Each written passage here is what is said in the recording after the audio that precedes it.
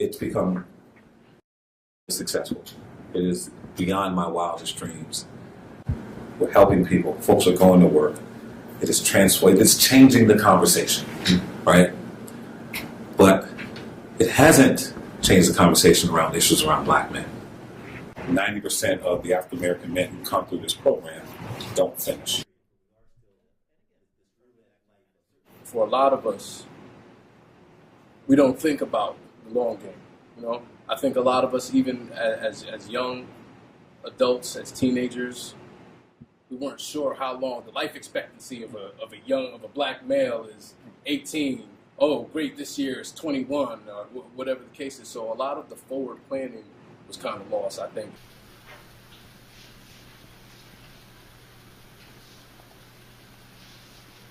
I was looking for a field where I knew I could expand and grow as a person, because I don't want to be pigeonholed or trapped in just one career for the rest of my life. When I started off, I wasn't going to say I was one of the best students in the class, but with perseverance and the teacher showing me and me staying after class and doing what I wanted to do, because this was very important to me. At one point, due to certain events, I actually wanted to walk away. He couldn't see his way through completing the program. He couldn't see himself as a phlebotomist. He didn't see him passing the exam, working as a phlebotomist. He questioned the program. The situation with Omar is the situation we all face. Is what you want to do and what your dreams are, what your goals are, versus the here and now. Money.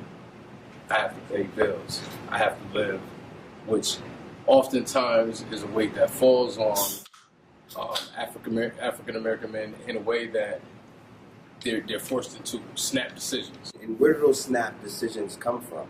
You know, we look at the situation. I think it would be foolish of us not to have this conversation in the context of what society puts young black men through, right? Well, basically, I felt like students weren't respecting me.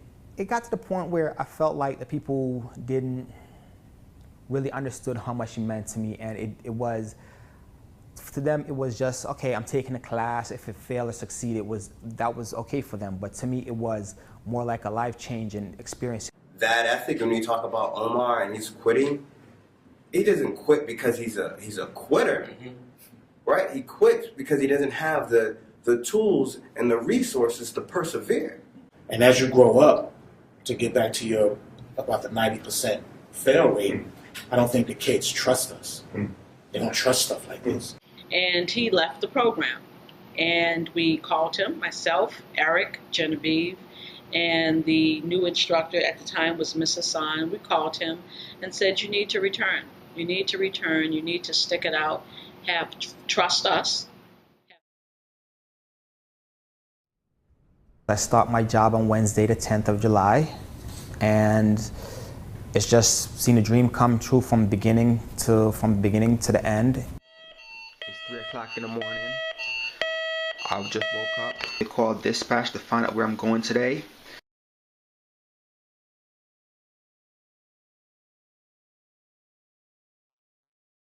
So we are all sitting here, and I'm going to speak freely for all of us. We're all sitting here. Some of it is because of what we were able to do for ourselves and what our families were able to do for us. But it's because we were the few that beat the odds, right? We weren't in the car that day. I wasn't walking down the street that day. The test came out negative. You know? We beat the odds. Yes. All right, so let's not get it confused. Okay? That's Omar. How are you? Hey, Omar, how you doing?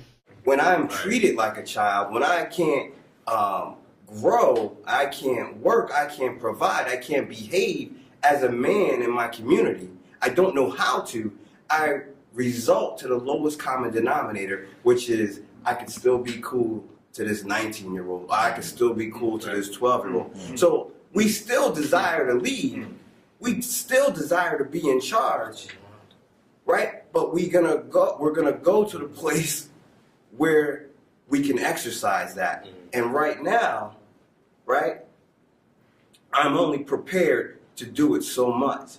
And I still want to pull us back to that question about Omar is, you know, not just Omar, but the Omars of the world, the Omars of New Haven. It's about, are you prepared enough? I don't no longer work for U.S. Labs. I have an excellent job at Yale right now, which I'm enjoying a lot. Great. Congratulations. What made you decide to switch, Omar? It was a better opportunity. It was a chance for me to improve my skills and become a better phlebotomist. I work in an inpatient setting, which I enjoy a great deal more than traveling. You talk about an ethic, a work ethic that we all need to be able to use and employ. Does he have it? Where do we get it? This resiliency, this way to persevere, where do we get it?